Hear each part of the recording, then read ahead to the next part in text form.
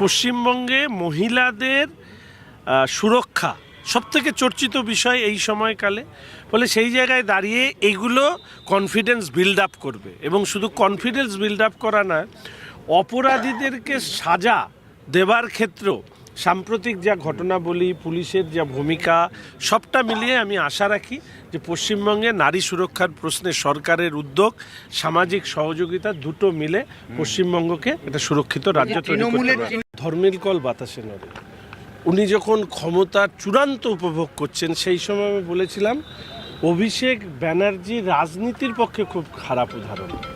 আমি বলবো he is the person who spoil the test of the politics in West Bengal. ফলে আমি তো চাই যে এরকম মানুষের আইনের পেরিফেরিতে যা যা শাস্তি হওয়া দরকার সেই শাস্তি যেন। ওদের 4টে 8টে 5টা অ্যাকাউন্টের বিষয় নেই, দলটাই হচ্ছে কালো টাকা দিয়ে তৈরি হয়েছিল, কালো টাকার উপরে দাঁড়িয়ে এরা সরকার চালাচ্ছিল।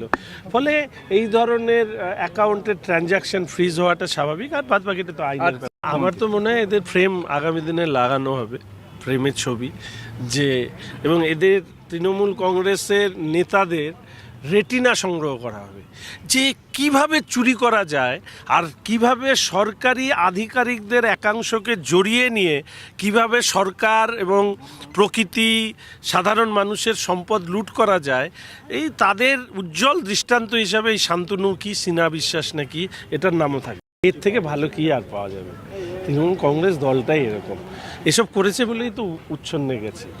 এবং একটা রাজনৈতিক দল ক্ষমতায় থেকে শুধু শুধু লুট করবার মানসিকতা তৈরি হয়, তাহলে সেই দলের পরিণতিটা কোনো না কোনো সময় মানুষের সামনে আসে।